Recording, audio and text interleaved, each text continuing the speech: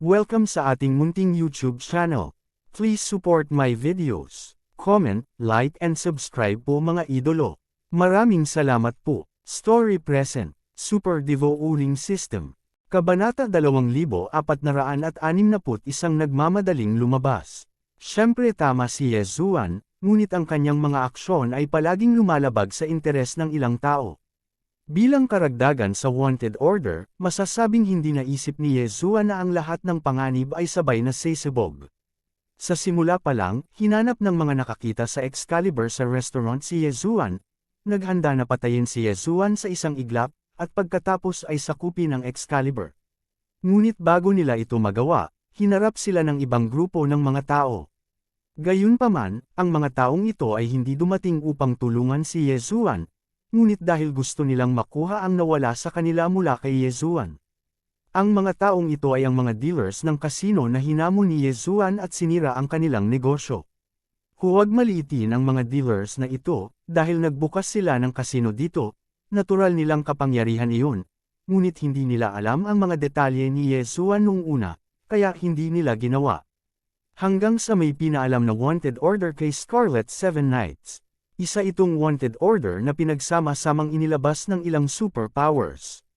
Naturally, ang mga powerhouse na ito ay kumakatawan sa ilang makapangyarihang puwersa.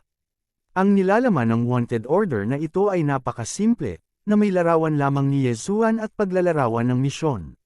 Sa pagkakataong ito, ang mga pangunahing puwersa ay namuhunan ng kanilang dugo, at ang mga gantimpala na hindi kailanman tatanggihan ng mga ordinaryong tao, ngunit ang espiritong bato ay 1 bilyon.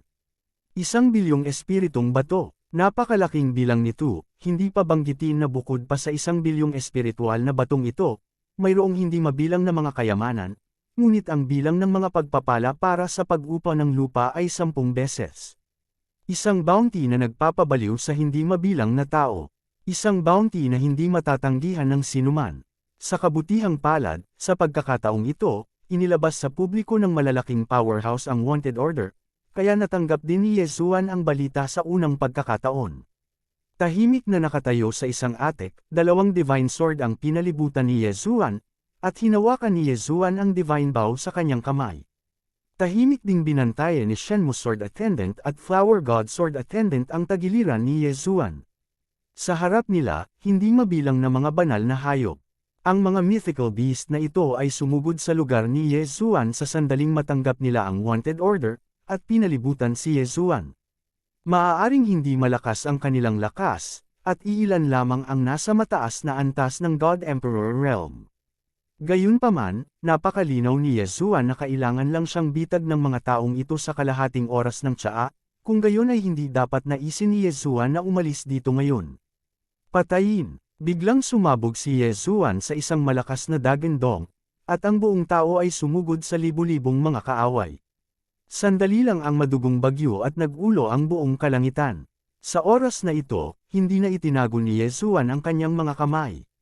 Hanggat siya ay nakulong dito, tiyak na babagsak si Yezuan, kaya paanong maglalakas loob si Yezuan na itago ang kanyang lakas? I activate ang Dharma, 1,000 kamay na kababalaghan. Isa pang bagong yugto ng Dharma ang nabuksan. Ang Dharma ay napakahirap makuha, at ang cooldown time ay napakatagal. Masasabing si Faziang ang huling trump card ni Yezuan.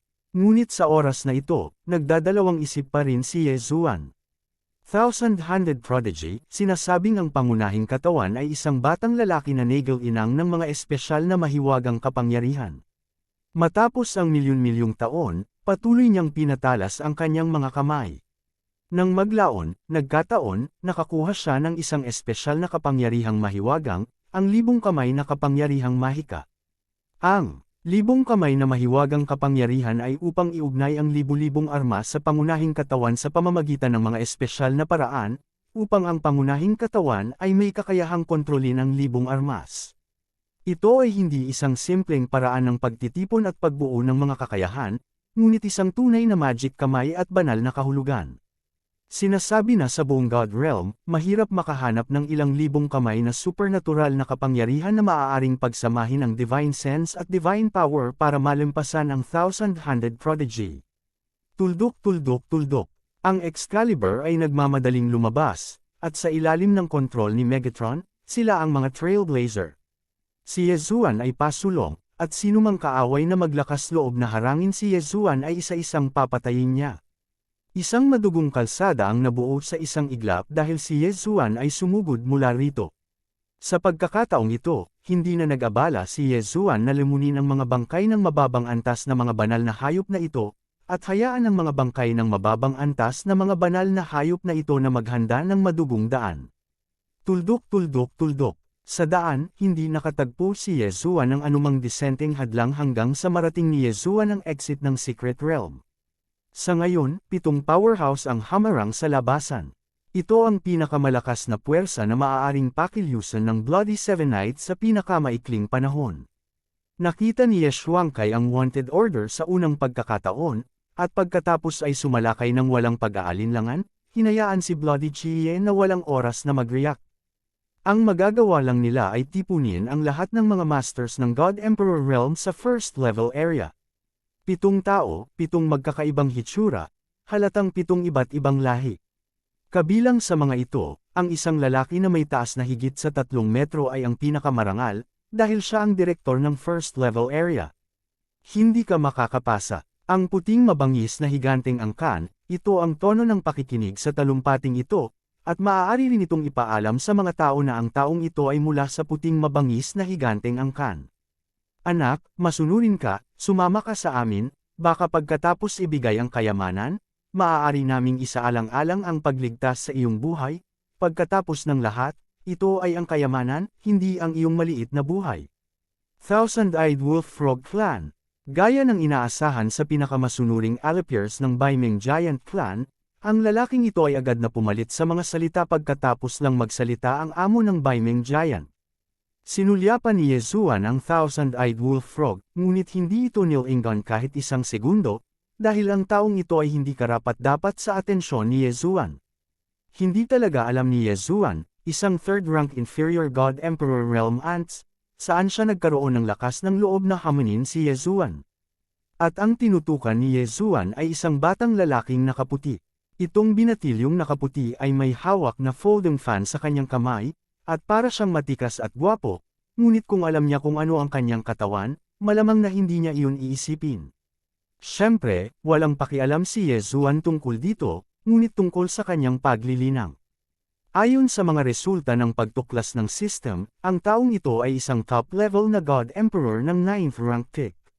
Sa madaling salita, ang paa ay nakapagbigay ng banta kay Yezuan. Kung talagang aawayin ni Yezuan ang taong ito, masasabing 5 o 5 lang ang kalalabasan.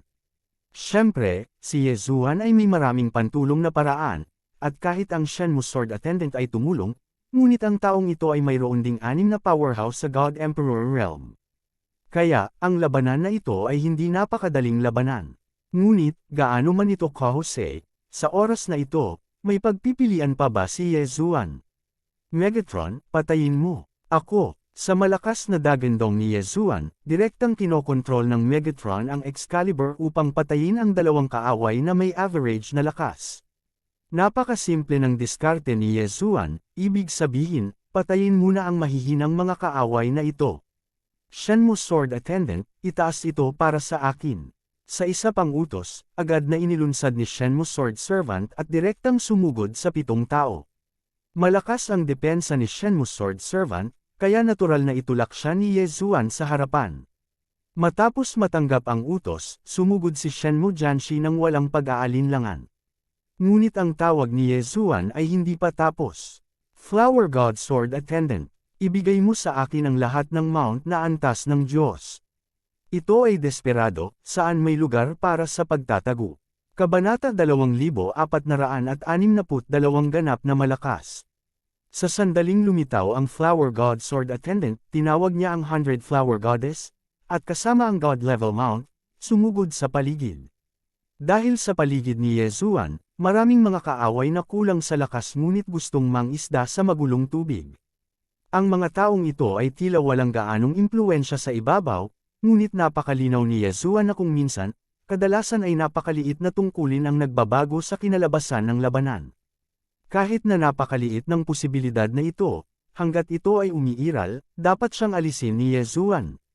Maaaring hindi makasabay sa lakas ni Yezuan ang antas ng Diyos na mga mount ngayon at mga flower god sword attendant bago sila mag-evolve, ngunit higit pa sa sapat na gamitin sila para tumulong. Matapos gawin ang lahat ng ito, sabay-sabay na hinugot ni Yezuan ang banal na busog ng batas, at pumutok ng 7 tuwid na arrow sa isang iglap, bawat isa ay naglalaman ng kapangyarihang lumunin ang batas. Bukod dito, direktang ipinakita rin ni Yezuan ang Divine Power at Divine Sense Transformation Sword na nakuha niya, na 7 pag-atake din. Masasabing ito na ang pinakamalakas na pag-atake na kayang pasukin ni Yezuan, at lahat ng ito ay natapos na sa isang sandali. Lalo na ang huling 2 nakamamatay na pag-atake, ang kalaban ay hindi na nagkaroon ng oras upang mag-react, at ang pag-atake ay dumating na. Maliban sa mataas na ranggo ng Diyos na Emperador sa tuktok ng ika-9 na ranggo na tuktok, ang iba ay masasabing nagmamadali dahil sa paputok na pag-atake ni Yezuan. 4 sa kanila ay direktang pinugutan ng ulo ni Yezuan sa mismong lugar. Dahil sa nakakatakot na lakas, ang lahat sa madugong 7 gabi ay hindi napigil ang mapabulalas. Siguro ilang sandali lang ang nakalipas, may mga taong nasa malapit lang, sinusubukang salakayin si Yezuan. Ngunit sa sandaling ito, halos walang nang ahas na magkaroon ng ganoong ideya. Nakakakilabot, nakakatakot talaga, nagawa ng taong ito ang isang marahas na pag-atake sa loob ng maikling panahon, na lampas sa imahinasyon ng mga banal na hayop na ito. Hindi mabilang na mga banal na hayop ang umatras. Si Yezuan ay nakatayo doon, nakatayo sa karamihan, hindi nagsasalita, hindi gumagalaw, hindi umaatake. Gayunpaman, sa isang pag-atake lang ngayon, ang lakas ni Yezuan ay naging sanhi ng pagbagsak ng lahat ng mga divine beast dito. Masyadong malakas, ang taong ito ay masyadong malakas at masyadong malakas, ito ay tiyak na hindi isang pag-iral na maaari nilang labanan. Sa oras na ito, ang natitirang 3 God Emperor Realm powerhouses ay tumingin kay Yezuan ng may pagtataka. Noong nakaraan, nanumpa sila na naramdaman nilang ang pagkapanalo kay Yezuan ay isang maliit na bagay lamang. Ngunit sa susunod na sandali, ang lahat ay nawalan na ng pag-iisip. Talaga bang ang kapangyarihang ito ay isang simpleng first grade na God Emperor Realm lang ang maipapakita?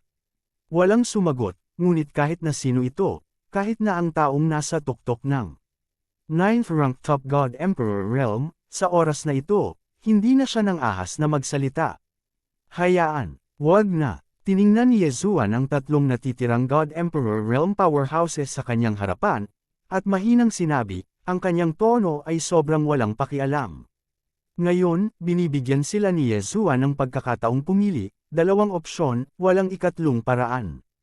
Anak, huwag kang mayabang, ito ang Bloody 7 Nights, huwag mong isiping makakalakad ka ng buhay. Brush. Ang Slaughtering God Sword, na nakabitin sa hangin, ay hindi tumigil saglit, at dirdiretsong sumugod. Bago pa makapag-react ang nagsalita, nabasag na niya ang pagka-Diyos. Kahit na nasira ng 2 Divine Slaying Swords ang Divine Personality ng lalaki, hindi sila tumigil, at pinutol nila ang katawan ng Divine Beast sa libu-libong piraso sa napakabilis na bilis. Tahimik, walang tunog, at walang ingay sa buong pasukan. Ito ay masyadong malakas, tama. Dapat mong malaman na ang taong pinatay ni Yezuan sa sandaling ito ay ang tanging super powerhouse sa tuktok ng pinakamataas na God Emperor Realm. Sa orihinal, ang mga Diyos at hayop ay umaasa na ang malakas na tao ay makakapatay kay Yezuan, ngunit sa sandaling ito, siya ay pinutol ni Yezuan. Siyempre hindi naman napansin ng mga yon. Sa katunayan, karamihan sa katawan ng banal na hayop na ito ay nilamon ni Yezuan, at ito ay isang hitsura lamang sa sandaling ito. Sa katunayan, ang pag-atake ni Yezuan ay pinag-isipan. Sa oras na ito, siya ay nahuli sa isang mahigpit na pagkubkob, kaya ang ganap na kapangyarihan lamang ang magagamit upang pigilan ang kaaway. Hindi mahirap para kay Yezuan na patayin ang mga banal na hayop na ito. Gayunpaman, ang paggawa nito ay tiyak na haantong sa hindi kinakailangang pag-aaksaya ng oras. Wala nang dagdag na oras si Yezuan ngayon.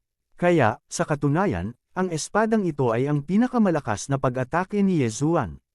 Mula nang makita niya ang 7 taong ito, pinaplano na ni Yezuan ang pinakamalakas na pag-atake. Sino pa ba? Bahagyang ipinikit ni Yezuan ang kanyang mga mata at mahinang sinabi, Ang kanyang boses ay puno ng kawalang interes. Ngunit sa parehong oras, naglalaman din ito ng walang katapusang pamimilit. Sa kauna-unahang pagkakataon, pinugutan niya ng ulo ang 4 na makapangyarihang emperador ng Diyos, at sabay na hinarang ang pag-atake ng libu-libong tropa. Ang pangalawang shot, agad na pinapatay ang super powerhouse ng marangal na 9th rank top-level God Emperor Rel, at kahit na ang powerhouse na iyon ay hindi na nagkaroon ng oras para bumulalas. Kaya naman, maraming tao ang nagtataka, kung gagamitin ni Yezuan ang ikatlong hakbang, ano ang magiging resulta? Ang dalawang Diyos at hayop na humaharang sa labasan ng lihim na kaharian, nang sumulyap si Yezuan sa kanila, ay umatras sa magkabilang panig ng walang pag-aalinlangan. Hindi sila ng ahas na hamarang, dahil wala silang lakas na hamarang. Ang pag-akyat ngayon ay walang alinlangan na naghihintay na mamatay. Sa oras na ito, hindi banggitin ng mga tao sa paligid, halos lahat ay nagmamadaling umatras sa likuran, na parang sino mang lalapit kay Yezuan ay maaaring mapatay ni Yezuan. Kung saan dumaan ang mga mata ni Yezuan, mayroon lamang walang katapusang takot. Ang mga mythical beast na ito ay napakalinaw sa kanilang mga puso, kahit na ang mga gantimpala sa bounty ay napakayaman, sila ay talagang hindi isang bagay na madali nilang mahahawakan. Kaya sa sandaling ito, dahil nakita na nila ang kapangyarihan ni Yezuan, bakit kailangan nilang mamatay muli? Tuldok, tuldok, tuldok. Nabuksan na ang kalsada, natural na hindi sinasadya ni Yezuan, at agad na naglakad palabas at lumabas ng Secret Realm, ngunit itinapon ito ni Yezuan palabas ng Evernight Domain. Sa isang iglap, sa labasan ng lihim na kaharian na ito, sa sandaling makapasok ang sinuman dito, mahirap makakita ng anuman, kahit na may espiritual na kahulugan, imposibleng makita ito. Mabilis na tumakbo si Yezuan patungo sa harapan. Pagkatapos ng lahat, dahil natanggap na ang balita sa Bloody Seven Nights, lalo pa sa labas ng Bloody Seven Nights, malamang na maraming krisis ang naghihintay kay Yezuan sa labas. Hindi ipinapayong manatili dito ng mahabang panahon. Upang makatakas mula rito, kailangan mong umalis dito sa lalong madaling panahon. Kung hindi, kapag naabutan ka ng mga powerhouse sa madugong 7 gabi, hindi ka na makakaalis. Si Yezuan ngayon ay halos wala ng layunin. Sa kanyang puso, tanging kung paano makatakas sa pagkubkob at kung paano mabuhay sa kaharian ng demonyong Diyos na ito. Sa pamamagitan ng wanted warrant sa kanyang likod, hindi na makakagalaw si Yezuan ng 1 pulgada mula ngayon. Masasabing halos ang buong Demon God Realm ay magiging kaaway ni Yezuan. Mabuhay, maghanap ng paraan patungo sa Kunlun God Realm, at hanapin ang kinaroroonan ng Luo-Luo hanggat maaari. Siyempre, siguro ngayon ay wala ng lakas si Yezuan para hanapin ang kinaroroonan ni Luo-Luo. Kabanata 2463 Banal na Anak. Mabilis na sumulong si Yezuan, ang lakad na ito ay 10,000 milya. Sa oras na ito, nakatayo si Yezuan sa harap ng isang mataas na bundok. Ang bundok na ito ay medyo kakaiba, na para bang ito ay isang gawa-gawa na hayop na tinatakan ng ilang kapangyarihan. Kakaiba ang itsura nito, gayunpaman, naramdaman ni Yezuan na imposible ito, dahil nasa bundok ito. Ang sagradong puno ay napakarilag, at mayroong walang katapusang mga hayop. Kung ang bundok na ito ay magiging isang buhay na banal na hayop, kung gayon ito ay magiging imposible na magtanim ng isang banal na puno, lalo na ang pag-akit ng maliliit na hayop upang tumira. Gayunpaman, habang hinahangaan ni Yezuan ang bundok, isang boses ang biglang tumunog. Parang sabog ng kulog, kasabay ng tunog ng boses ay sumugod na ang isang malaking kalbo. Haha, yung bata pala sa wanted list. Sabi ko may makikilala akong maganda ngayon, at totoo yun. Boy, halika nga dito, balita ko napakahalaga ng ulo mo, at ibibigay ko ang ulo mo sa akin para sa pera ng alak. Napaka-domineering na tono, ang pinakamahalagang bagay ay nakapag-sinabi ng taong ito ang mga salitang ito, mukhang bagay siya. Tila ang ulo ni Yezuan ay maaaring ipagpalat sa kanya. Ito ay karangalan na ni Yezuan. Uminom ng baliw, alak, tumakbo ng dahan-dahan. Bigla na naman silang hinabol ng 2 figure pero sa tono ng boses nila ay halatang mas mababa ang pagkakakilanlan nila kaysa sa lasing na ito. Gayunpaman, ang lakas ay hindi gaanong naiiba. System, tuklasin ang lakas ng taong ito, at sabay na suriin ang kanilang lahi. Ding, sinenyasan ng system na kailangang kumonsumo ng 100,000 faith points ang detection na ito. Kinukumpirma ba ito ng host? Kumpirmahin mo. Ding, ang system prompt, ang itinalagang target, ang 4th grade high-level God Emperor, ay may titulo ng king-level crown. Ang lahi, ang Drunken Shrimp Clan. Host, pakitandaan na ang itinalagang target ay ang Holy Son of the Drunken Shrimp Clan. Isang banal na anak. Biglang inangat ni Yezuan ang kanyang ulo, ngunit tuwang-tuwa siya. Sa simula, binalak ni Yezuan na patayin ang mga santo na ito sa lahat ng dako, upang malaman kung nasaan si Luoluo. Ngunit bago pa siya magkaroon ng oras para kumilos, ito ay naging kasalukuyang sitwasyon. Sa hindi inaasahang pagkakataon, pagdating ko lang dito, may nakilala akong banal na anak. Hoy, bata, anong tinitingin-tingin mo? Kinausap ka ni Lord Saint Son, bakit hindi ka sumasagot? Sa tabi ng banal na anak, isang mas payat na attendant ang nakatitig sa mata, kaya ang mga mata ni Yezuan ay puno ng paghamak. Gayunpaman, ang mga mata ng taong ito ay patuloy na sinusubukang tiktikan ang Chen Kunring sa daliri ni Yezuan. Si Yezuan ay walang anuman. Sa puso ng 3 taong ito, si Yezuan ay isang maliit na kagandahan lamang. Gayunpaman, sa Chen Kunring na nasa kamay ni Yezuan, mayroong isang kayamanan na kahit ang patriarch ng Heavenly Dragon Drunk Shrimp Clan ay desperadong gustong makuha. Sa makatuwid, ang mga mata ng taong ito ay natural na nananatili sa Chen Kunring ni Yezuan. Para naman sa isa pang attendant, matapos makita si Yezuan, natigilan siya sandali, ngunit naisakripisyo na niya ang kanyang magic weapon.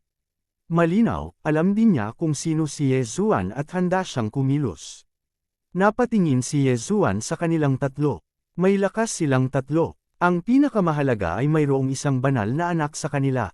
Malamang na pinagkadalubhasaan niya ang maraming espesyal na kapangyarihan ng mahiwagang o espesyal na sandatang mahika. Gayunpaman, kahit na ganoon, walang pakialam si Yezuan. Gamit ang isang kaway ng kanyang kamay, lumipad na palabas ang 2 divine sword.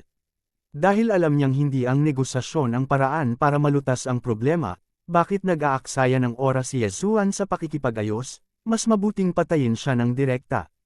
Boom! Boom! Ang 2 Excalibur ay umatake na parang dalawa kung saan-saan, at biglang bumaril, kasama ang kapangyarihan ng Excalibur, ang 2 tagasunod ay direktang natamba. Gayunpaman, kung gusto mo silang patayin ng ganoon kadali, hindi mo ito magagawa. Napaatras lang ang 2 ng ilang hakbang, at nasa pakikipaglaban na sila sa Divine Sword. Boy, how dare you do something to me, parang naiinip ka. Hindi inaasahan ng banal na anak na si Yezuan ay unang aatake, at ang kanyang ekspresyon ay medyo naiinis sa oras na ito. Ngunit hindi niya gustong isipin, kailan niya binigyan si Yezuan ng paraan para mabuhay, at nang magpakita siya, direktang hiniling niya kay Yezuan na ibigay ang kanyang ulo. Hindi ba ito katumbas ng paghiling kay Yezuan na magpakamatay? Natatakot ako na ang banal na anak na ito ay napakatagal nang nasira, kaya't nakalimutan na niya ang tinatawag na takot. Napakatagal na hindi niya masabi kung ano ang mabuti o masama. Para sa ganitong uri ng tao, hindi ito papansinin ni Yezuan, huwag subukan na mga tuwiran sa kanila. Ang ganitong uri ng lalaki na pinalayaw ng etnikong grupo at hindi matukoy ang pagkakaiba ng mabuti at masama, ang mga iniisip sa kanyang puso ay sa panimula ay naiiba sa iba. Sa makatuwid, ang pinakamahusay na paraan upang makipag-usap sa kanila ay magsalita ng may lakas. Ang Law Divine Bow ay hinawakan sa mga kamay ni Yezuan, ngunit si Yezuan ay unang naglunsad ng isang Divine Sense Attack. Isang espada ng banal na kahulugan ang biglang lumitaw at direktang umaksyon patungo sa dagat ng kamalayan ng banal na anak. Ang biglaang pag-atake ng Divine Sense ay medyo nataranta ang banal na anak, ngunit, gaya ng naisip ni Yezuan, ang kapwa banal na hayop na ito ay nagtataglay ng maraming mahika na armas. Nakita ko ang isang piraso ng Divine Wood Pendant na biglang sumabog sa isang maliwanag na talagang nakaharang sa Divine Sense Attack para sa banal na anak. Nakikinig pa lang sa tunog ng alon, nabasag na ang Sacred Wood Pendant. Ang banal na anak ay tumingin sa sagradong kahoy na palawit sa kanyang dibdib ng may pagtataka, at pagkaraan ng ilang sandali, ang kanyang mukha ay nagpakita ng matinding galit na hitsura. Anak, ang lakas ng loob mong sirain ang pendant ko, papatayin kita, papatayin kita. Kamatayan sa akin. Boom! Ang marahas at walang kapantay na kapangyarihan ay inilunsad sa isang iglap, at ang marahas na kapangyarihan ay direktang bumagsak sa ilang burol, nag-iwan ng malaking bangin sa likod ni Yezuan. At kitang-kita ni Yezuan ang paraan ng pag-atake ng taong ito.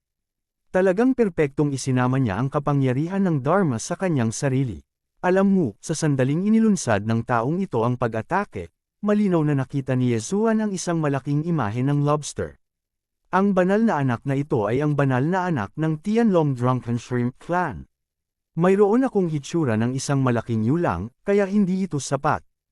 Hindi na ikinagulat ito ni Yezuan, ang kakaiba kay Yezuan ay kapag umatake siya, ikanaway lang niya ang kanyang mga kamay, at talagang sinundan ng magician ang kanyang mga galaw at sabay-sabay na umatake. Ang bahagi ng Dharma at katawan ay lubos na pinagsama. Walang alinlangan, ito ay isang magandang bagay. Ang kapangyarihan ng Dharmas ay napakalakas, lalo na ang kapangyarihan ng ilang espesyal na Dharmas, na napakalakas. Ang mga ordinaryong tao, sa karamihan, ay hinihiram lamang ang kapangyarihan ng batas, at ginagamit ang espesyal na mahiwagang kapangyarihan ng batas bilang isang paraan ng pag-atake. Halimbawa, ilang beses ginamit ni Yezuan ang Dharma ng bloodline ni Wanzan bilang isang pagpapala, ngunit talagang hinihiram niya ang mga mahiwagang kapangyarihan na nilalaman ng Dharma. Gayunpaman, ang paggamit ng Dharma ay syempre hindi limitado sa paghiram lamang ng kapangyarihan, ang Dharma ay maaari ding isama sa katawan. Sa sandaling matagumpay, hindi banggitin ang 100% fusion degree, kahit na mayroong 70% fusion degree, kung gayon ang lakas ng labanan na maaaring sumabog ay lubhang nakakatakot, puro hamak. Gayunpaman, syempre hindi ganoon kadali ang pagsamahin ng Dharma. Mahirap nang makahanap ng angkop na Dharma, at kinakailangan na magkaroon ng angkop na antas ng pagtutugma sa Dharma na ito upang makapagsama. Lahat ng ito ay nakatadhana. Hindi ito isang bagay na kayang gawin ng mga ordinaryong tao. Tanging ang mga pangunahing disipulo ng mga dakilang puwersang iyon. Dahil ang malalaking puwersa lamang ang makapaglilinang ng gayong sobrang lakas ng labanan. Kabanata 2464, ang bagong paggamit ng Gravity Arrow. Gayunpaman, hindi inaasahan ni Yezuan na makakatagpo siya ng ganoong tao na nagsasama ng batas. Nakataas ang mga sulok ng bibig ni Yezuan, at nakapagdesisyon na siya sa kanyang puso. Ang Dharma ng Tianlong Drunken Shrimp ay hindi masyadong makapangyarihan. Bukod pa rito, kahit na ibinigay ito kay Yezuan, iimbak lamang ito ni Yezuan bilang isa sa mga Dharmas na kinokolekta ng bloodline ni Wanzan. Gayunpaman, kung isasama ninyo ang banal na anak na ito ng sama-sama, kayo ay malulupig ng sama-sama. Ang epekto ay maaaring maging mahusay. Si Yezuan ay may sapat na kumpiyansa na magagawang pagsamahin ang Dharma ng taong ito sa sukdulan. At that time, magkakaroon siya ng extra thug. Sining ng pupe. Ito ang planong inihanda ni Yezuan. Siyempre, kahit na ang ideyang ito ay mabuti, napakahirap na mapagtanto ito. Ngunit mayroon pa ring backup na plano si Yezuan. Ang malaking bagay ay talunin ang taong ito ng kalahating kamatayan, pagkatapos ay itapon ito sa devouring space, at ayusin ito ng dahan-dahan. Ibinaba ni Yezuan ang kanyang ulo at inisip ang kanyang sariling mga gawain, ngunit hindi alam ng banal na anak ang mga kalkulasyon ni Yezuan. Sa oras na ito, galit na galit siya kaya sumugod siya kay Yezuan. Boy, ang lakas ng loob mong sirain ang pendant ko, papatayin kita, kailangan kitang patayin. Sa isang suntok, isang malaking lobster pincer ang agad na lumitaw sa langit. Ito ay mukhang napakaganda, ngunit ito ay napakarahas. Ang walang katapusang teleportation ni Yezuan ay na-activate kaagad, at pagkatapos ay nag-flash out sa isang iglap. Sa isang iglap, sa posisyon kung saan nakatayo si Yezuan, isang malaking hukay na may tunog na 100 metro ang nataman.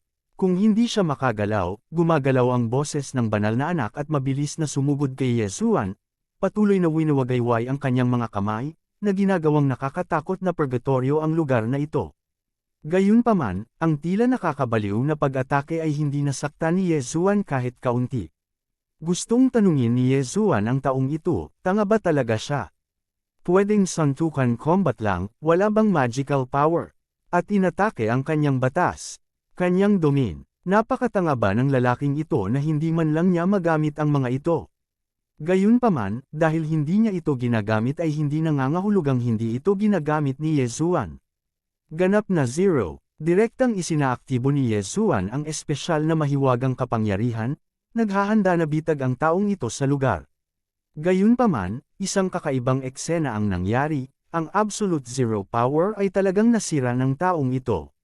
Wasakin ang supernatural na kapangyarihan gamit ang iyong kamao.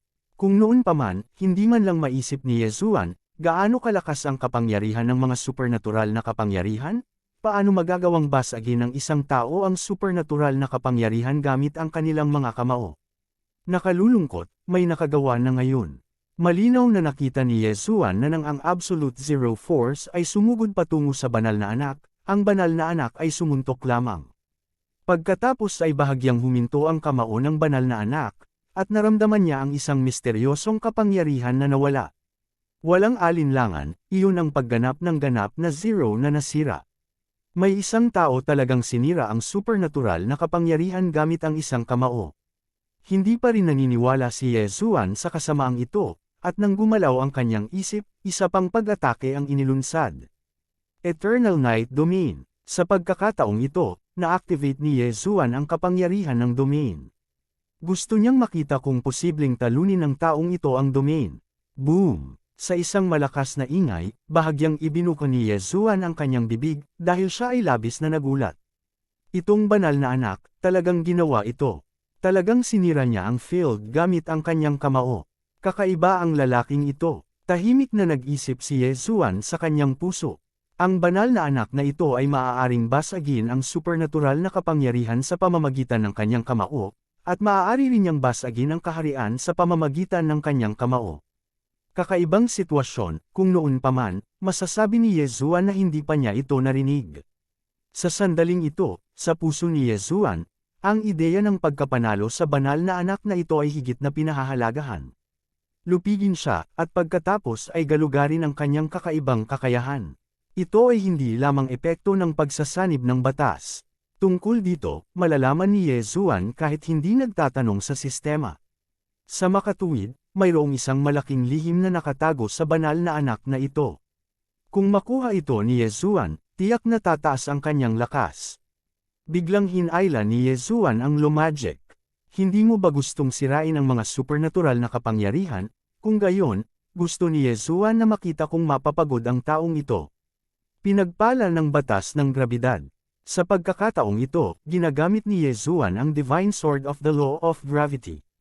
Ang kapangyarihan ng batas na ito ay may kaunting epekto. Maliban kung maaari mong linangin sa sukdulan, maaari mo lamang gamitin ang walang katapusang malaking gravity upang gumanap ng isang tiyak na papel. Kung hindi, ang kapangyarihan ng batas na ito ng grabidad ay hindi sapat para saktan ang mga tao. Gayunpaman, ang panahong ito ay iba sa nakaraan. Sa sandaling ito, ang kapangyarihan ng batas ng grabidad ay walang alinlangan na ang pinakaangkop na kapangyarihan. Sa madaling salita, hinihiram ni Yesuan ang banal na araw ng batas ng grabidad upang lumikha ng ilusyon ng isang pag-atake ng kamao. Ang pag-atake na pinagpala ng banal na palaso ng batas ng grabidad, kung ito ay normal, medyo malupit na sabihin na umasa sa banal na palaso upang patayin ang dalawang malas na multo. Ngunit sa sandaling ito, dahil sa malaking gravity, ito ay naging isang magandang paraan upang makipaglaban sa banal na anak. Tatlong palaso ang bumaril, na para bang tatlong malalaking kamao ang nabasag sa kalagitnaan patungo sa banal na anak.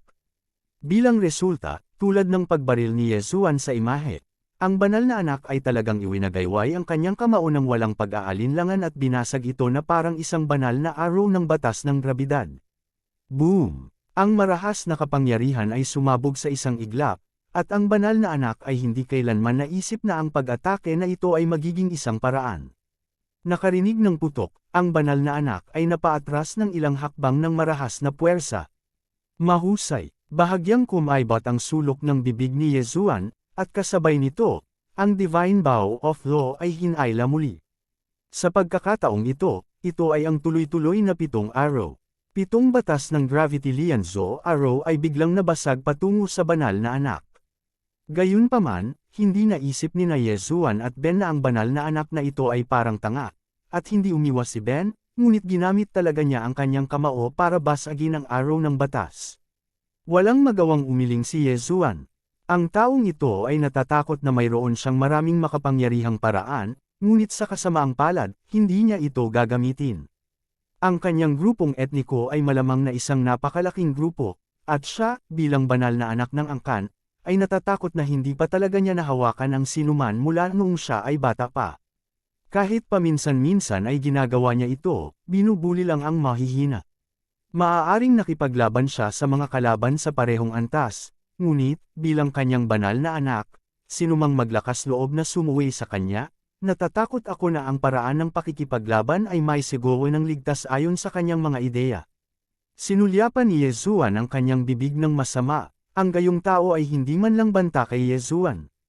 Binuksan ni Yezuan ang kanyang pana sa kaliwa at kanan, at nakapaglaan siya ng oras upang salakayin ang dalawang tagasunod habang inaatake ang banal na anak.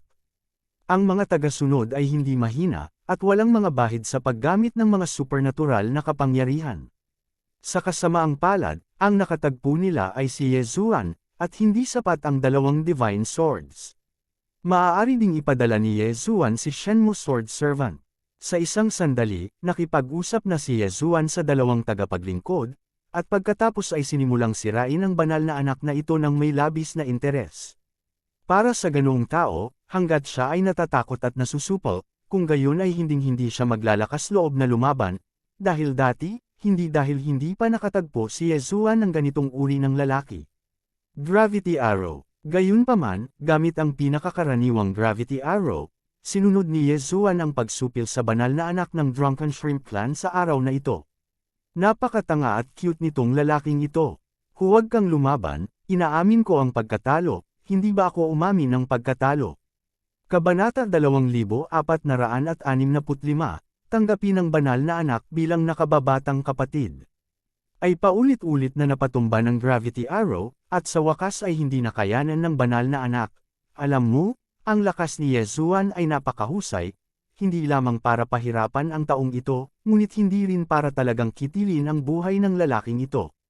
Dahil sa patuloy na pag-atake, ang banal na anak na ito ay mayroon ng asul na ilong at namamaga ang mukha, at ang kanyang katawan ay mas nasugatan. Ngunit sa katunayan, ito ay mga pinsala lamang sa balat, hindi man lang gumawa ng mabigat na kamay si Yezuan, hayaan siyang magdusa ng panloob na pinsala. Nang marinig ang banal na anak na humihingi ng awa, hindi tumigil sa pag-atake si Yezuan, ngunit pagkatapos na bitawan muli ang Gravity Law Divine Arrow, mahina niyang sinabi, gusto mo bang palayain kita? Bakit? Panipi, ang aking ama ay ang Heavenly Dragon Divine General, isa sa 8 dakilang Divine General, basta't palayain mo ako, kahit anong gusto mo, maibibigay ko ito sa iyo. Celestial Dragon Divine General, isa sa 8 dakilang Diyos. Natigilan si Yezuan sa kanyang puso, hindi niya inaasahan na hindi sinasadyang nakatagpo siya ng isang banal na anak pala ng isa sa 8 dakilang general ng Diyos. Hindi nakakagulat na ang taong ito ay napaka-arrogant at dominanti, at makakakuha siya ng napakaraming kayamanan. Ang pagkakakilanlan ng 8 dakilang general ng Diyos, sa Demon God Divine Domain, ay isa ng figure sa tuktok ng pyramid, maliban sa Diyos na Panginoon ng Demon God Divine Domain. Natatakot ako na ang 8 dakilang general ng Diyos na ito ay ang pinakamarangal, at mas malaki pa kaysa sa teritoryong pinamamahalaan ng natitirang 9 na direksyon at 60,000 na kaharian ni Yezuan sa Kunlun. Well, hindi masyadong kakaiba ang magkaroon ng ilang espesyal na mapagkukunan. Okay, kaya kitang iligtas sa kamatayan, ibigay ang pira-piraso ng iyong pagka-Diyos, at maging aking maliit na kapatid, pagkatapos ay ililibre kita.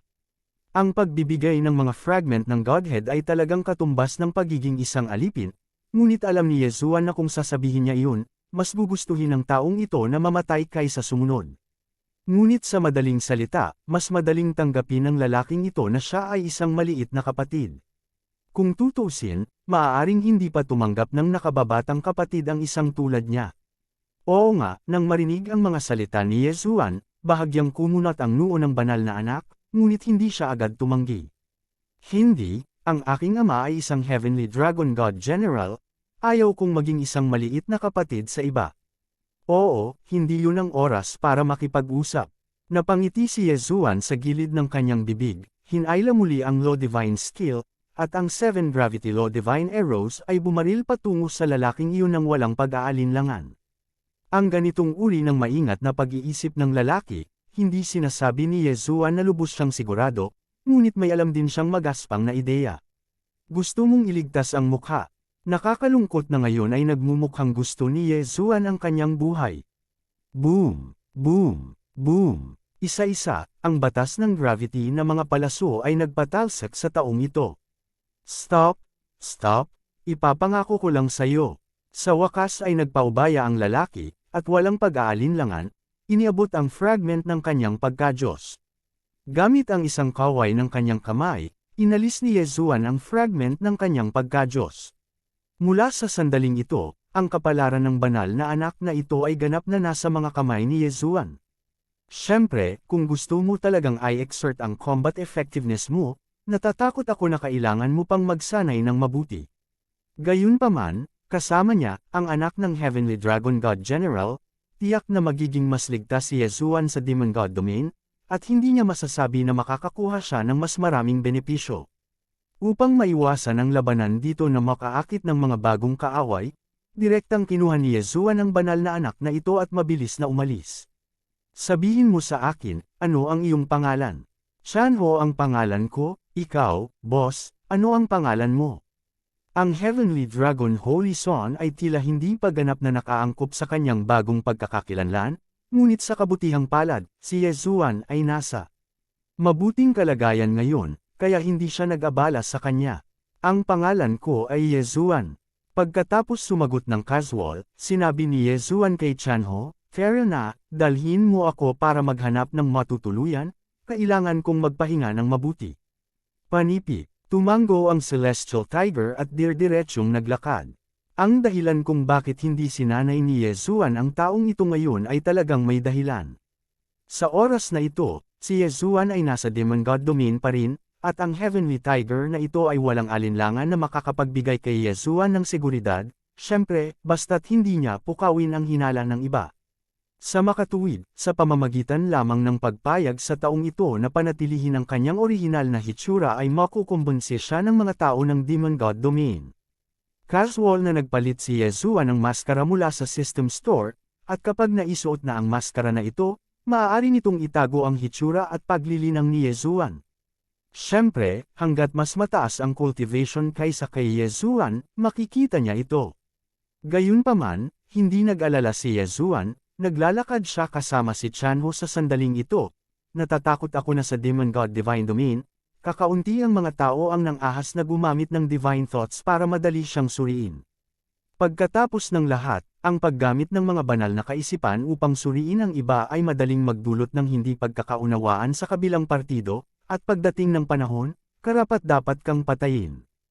At si Yezuan ay makakakuha ng ganoong paggalang mula kay Chanho, na natural na magdudulot sa mga tao na mapagkakamalang isipin na si Yezuan ay may espesyal na pagkakakilanlan, at isa pa itong super powerhouse. Hanggat mayroon siyang seryosong pag-aalala, naniniwala si Yezuan na walang maglalakas loob na madaling suriin ang kanyang pagkakakilanlan.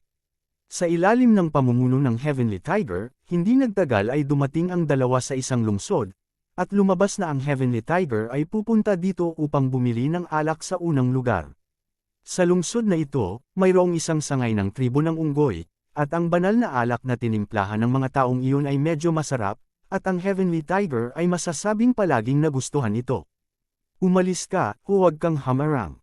Mayabang na naglakad si Chanho sa harapan, masasabing kahit saan siya madaanan ay may gulo. This guy is quite unreasonable, not to mention na may nasa harap niya, kahit wala siya sa harap niya, tatakbo siya para i-provoke ang tama at mali. Gayunpaman, malinaw na hindi ito ang unang pagkakataon na ang mga tao sa lungsod na ito ay nakatagpo ng Heavenly Tiger, kaya walang lumabas para pigilan sila sa sandaling ito, ngunit lahat sila ay bumati sa Heavenly Tiger sa lungsod na may magalang na mukha. Maligayang pagdating sa pinakamatandang Young Master.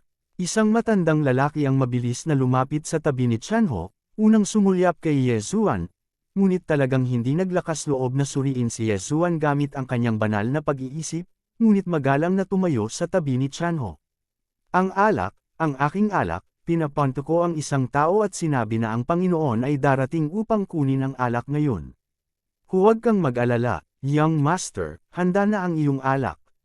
Haha, good job, gagantihan kita ulit. Narinig ni Chanho na handa na ang alak, kaya medyo nasasabik siya at handang maubusan. Ngunit pagkatapos lamang ng 2 hakbang, naalala niyang muli si Yesuan. Habang nasa daan, bagaman hindi gaanong sinanay ni Yesuan si Chanho, ngunit pinarusahan din niya si Chanho ng ilang beses. Ang ganoong uri ng matinding sakit mula sa kaibuturan ng kaluluwa at pagka-Diyos, naaalala pa rin ito ni Chanho, at biglang naisip si Yesuan sa sandaling ito, nalaman lamang na nadala siya, kung hindi masaya si Yesuan, pagkatapos ay magdurusa siyang muli. Kaya sa sandaling ito, nagmamadaling tumakbo si Chanho kay Yesuan nang masunurin, "Kuya, pakiusap muna." Panipi, sa pangungusap na ito, masasabing hindi mabilang na mga tao, anuman ang liwanag at dilim, ay ganap na nabigla sa isang iglap. Anong uri ng pagkakakilanlan ng taong naglakas loob na hayaan ang banal na anak ng langit na dragon na tawaging panganay na kapatid? Biglang-bigla, ang mga taong orihinal na gagamit ng divine thoughts para ma-detect si Yesuan ay lihim na natuwa na hindi nila ginamit ang divine thoughts para ma-detect, kung hindi, hindi nila malalaman kung paano sila namatay. At mas maraming tao ang tahimik na nag-record ng hitsura ni Yesuan sa kanilang mga puso, at lihim na nagpasya sa kanilang mga puso na hindi nila dapat saktan si Yesuan. Pagkatapos ng lahat, ang Heavenly Dragon Holy Son ay isa ng taong hinding-hindi nila makakalaban, lalo pa ang panganay na kapatid ng Heavenly Dragon Holy Son. Natatakot ako na kung humiram pa ako ng 100 lakas ng loob sa kanila, hindi na ako mangangahas na maging mapangahas muli sa harap ni Yesuan. Si Yesuan ay hindi rin magalang, sa oras na ito, gagamitin niya ang Heavenly Dragon Holy Son para bumuo ng momentum para sa kanyang sarili, upang kahit na si Yesuan ay nasa tuktok ng talakayan ng lahat, sapat na upang matiyak ang kanyang kaligtasan, at ang mga ordinaryong tao ay hindi kailanman maglalakas loob na magalit ng madali. Sa makatuwid, si Yesuan ay walang pagnanais na magsalita, ngunit humakbang patungo sa harapan. Si Chanho ay nagmamadaling sumunod ng masunurin, at patuloy na ginagabayan si Yesuan sa daan, tulad ng isang masunerang munting tagasunod. Kabanata 2466, bigyan siya ng sampal sa mukha. Yuyuk Hyong Jelly. Ito ay itinuturing na masikat na banal na alak sa Demon God Domain, at ang kalidad ng Yuyuk Hyong Jelly ay nahahati sa 5 grado. Ang mabibili lamang ng mga ordinaryong tao ay ang mababang 3 baitang Yuyu Elixir, ngunit kahit ganoon, ito ay napakamahal at mahirap makuha. Kahit na may pagkakakilanlan si Chanho, maaari lamang siyang mag-book ng maaga para makakuha ng 1 bote ng next class na Yuyu Elixir. Siyempre, ang susunod na klase ay isa ring banal na alak na mahirap makuha ng mga ordinaryong tao. Kinuha ni Chanho si Yesuan at naglakad patungo sa harapan, at hindi nagtagal ay nakarating siya sa isang atek. Ang hugis ng atek na ito ay chic din, isa itong wine gourd. Ito ang sangay ng Yuyu Chongji. Ang Yuyu Elixir ay hindi isang ordinaryong banal na alak, at hindi lahat ng lungsod ay magkakaroon ng mga sanga. Kunin ang sangay na ito bilang isang halimbawa, ito ay isa na sa radius. Kung hindi, ang Heavenly Tiger ay hindi darating ng personal. Bagamat mayabang ang Heavenly Tiger, hindi siya naglakas loob na magwala muli dito. Kahit na ang lungsod na ito ay talagang pag-aari ng Heavenly Dragon Divine General, siya si Chanho ang pinakamatandang young master dito. Gayunpaman, nang pumasok siya sa atek, naging tapat ang Heavenly Tiger. Ang lalaking nanguna para sa Heavenly Tiger ay hindi nang ahas na pumasok sa atek, na halatang independyente sa lungsod. Hoy, hindi ba ito ang ating Holy Son Heavenly Tiger? Haha, hindi ko inaasahan na dito kita makikita. Sa sandaling pumasok sina Yesuan at Chanho sa atek, nakarinig sila ng boses. Tumangala si Yesuan at nakita ang isang binata na nakatingin kay Chanho na may mapaglarong ekspresyon. Sumimangot si Chanho, halatang hindi lang kilala ang taong ito, ngunit medyo hindi pala kaibigan. Ayaw pansinin ni Chanho ang lalaki, kaya naglakad na siya papasok, pero dahil lang sa hindi siya pinansin ni Chanho ay hindi na niya guguluhin si Chanho. Sa oras na ito, ang lalaki ay talagang huminto sa harap ni Chanho at Yesuan sa 2 hakbang, at mahinang nagsabi, "Banal." na anak, bakit hindi ka gaanong humarap sa maliit, mahirap bang matakot? Panipi, hahaha, Holy Son, lalo akong naging matapang na pumunta dito mag-isa ngayon. Isang grupo ng mga tao ang lumabas sa attic, at malinaw na wala sa kanila ang napakakaibigan sa mga Celestial Tiger. Medyo hindi naintindihan ni Yezuan, si Chanho ay anak din ng Heavenly Dragon Divine General, siya ay isang banal na anak, siya ay naging mayabang at nangingibabaw noon, paano niya makikita ang mga taong ito, ngunit siya ay natatakot. Kayo, ano ang gusto ninyong gawin? Sinabi ni Chanho sa kanyang puso sa mga oras na ito na siya ay labis na natatakot na ito ay hindi binibilang, pagkatapos ng lahat, sa kanyang pagkakakilanlan, ang mga taong ito ay hindi kailanman maglalakas loob na saktan siya, ngunit magagawa pa rin niya ito sa pamamagitan ng pagpapahiya sa kanya. Ang dahilan naman, napakasimple, ang mga taong ito ay talagang mga banal na anak ng lahat ng lahi.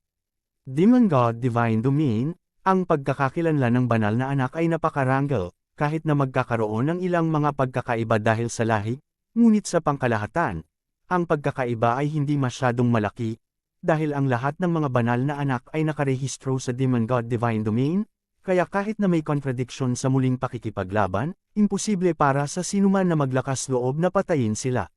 Siyempre, normal lang na may ilang tao na mamatay sa kompetisyon sa pagitan ng mga Holy Sons. Masasabing kung hindi dahil sa pagkakakilanlan ng anak ng Heavenly Dragon God General, ang mga araw ng Heavenly Tiger ay tiyak na mas malungkot kaysa ngayon. Kung ang dahilan, sa katunayan, hindi mahirap hulaan, itong Chanho ay palaging lumilipad at nangingibabaw, kaya natural na hindi siya titingin sa sinuman sa kanyang mga mata, kahit na ang kabilang partido ay isa ring banal na anak, si Chanho ay hindi magpapakawala. Matapos masaktan ang mas maraming tao, ang Heavenly Tiger ay nahiwalay din, at ang sitwasyon ay nabaligtad, at ang Heavenly Tiger ay maiiwasan lamang ang mga banal na anak na ito. Dapat mong malaman na sa labanan sa pagitan ng mga banal na anak, walang mga alipin at iba pa ang maaaring makagambala, at kapag sila ay nakialam, anuman ang dahilan, sila ay tiyak na papatayin. Sa makatuwid, ang paligsahan sa pagitan ng mga banal na anak ay maaari lamang umasa sa kanilang sariling lakas. At ang Chanho ay isa lamang haka-haka na kaharian, at walang tunay na lakas, sa sandaling maisip na ang resulta ng aksyon, pagkatapos ng dalawang karanasan, matututo din si Chanho na maging masunurin. Sa pagkakataong ito ay dumating ang Heavenly Tiger upang kumuha ng alak, at hindi niya akalain na ang mga taong ito ay lilito dito, kung tutuusin, hindi sila magaling na umiinom. Gayunpaman, dumating sila sa daan, marahil, ang mga taong ito ay orihinal na dumating upang makahanap ng problema sa mga Heavenly Tigers. Haha, Holy Son, bakit hindi ka magsalita? Hinihintay ng maliit ang utos mo. Isang tao ang tumayo at sinabi sa Heavenly Tiger na may hitsura ng kahulugan sa kanyang mukha. Pagkatapos, lumabas ang isa pang tao, oo, bakit napakahusay ng ating banal na anak ngayon, baka lasing na naman. Panipi, lasing na parang putik, haha, ang kanilang dragon na lasing na hipon, hindi ba't lulong sila sa alak, at malasing silang parang putik anumang oras, tila hindi pa talaga ito ang tamang oras para tayo ay dumating ngayon, ang ating banal na anak ay lasing na naman. Lasing. May ilang beses nang iniwasan ng mga tiger ang mga taong ito sa pamamagitan ng pagpapanggap na lasing. Sa pagsasalita tungkol sa Heavenly Tiger, ang Heavenly Tiger ay marangal, ngunit sa katunayan, ang Heavenly Tiger ay mayroon ding mga oras ng pagdurusa.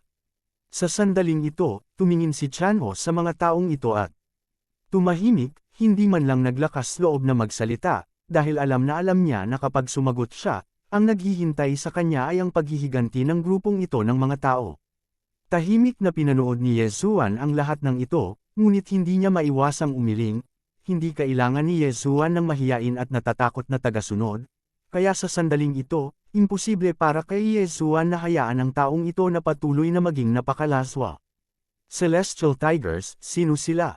Ibinuko ni Yezuan ang kanyang bibig at mahinang sinabi. Nang marinig ang mga salita ni Yezuan, lahat, kabilang si Chanho, ay itinuon ang kanilang mga mata sa katawan ni Yezuan, maging ang mga nanunood sa paligid niya ay nagulat sa sandaling ito. Lahat ito ay mga banal na anak, at walang sinuman sa kanila ang madaling masaktan. Pero ngayon, hindi ko akalain na may tagalabas na maglalakas loob na makialam, ito ay naghahanap ng kamatayan. Anak, sino ka ba? May pinag-uusapan tayo, ano ang pinag-uusapan mo?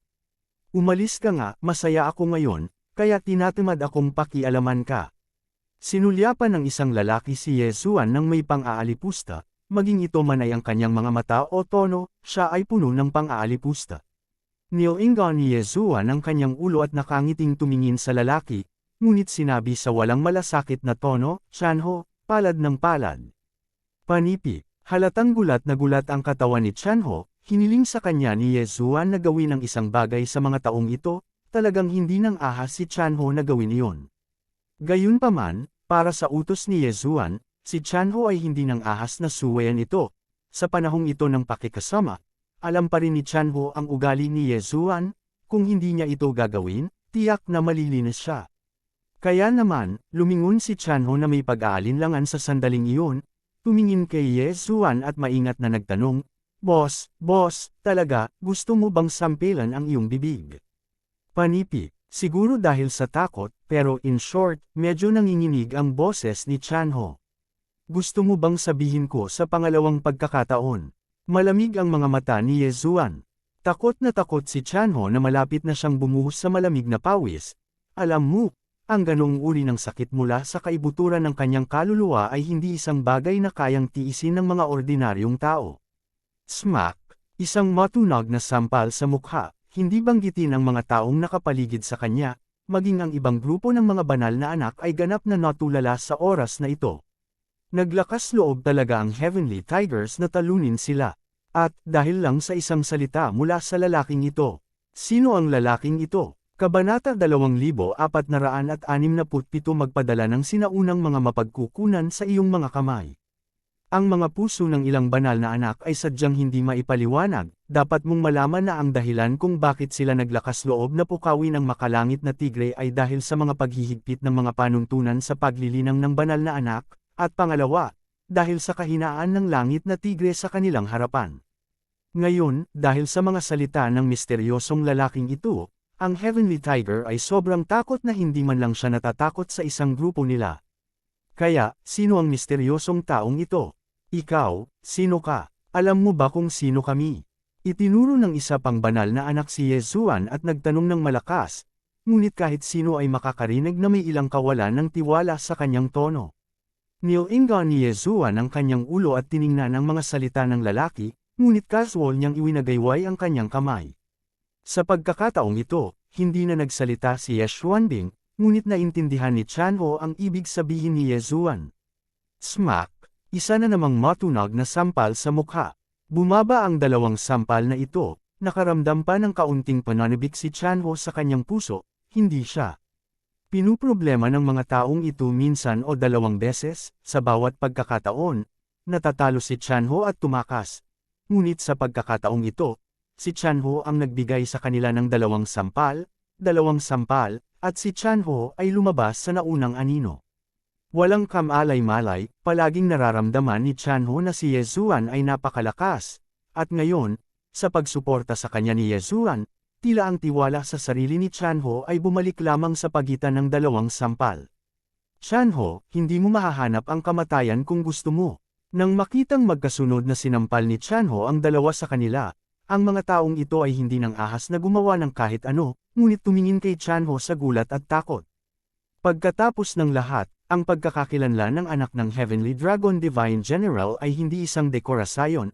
Ang mga taong ito ay naglakas loob na ay bully ang Heavenly Tiger, at kahit na patuloy na naghahanap ng gulo sa Heavenly Tiger, natatakot ako, sa kaibuturan ng kanilang mga puso, mas natatakot sila.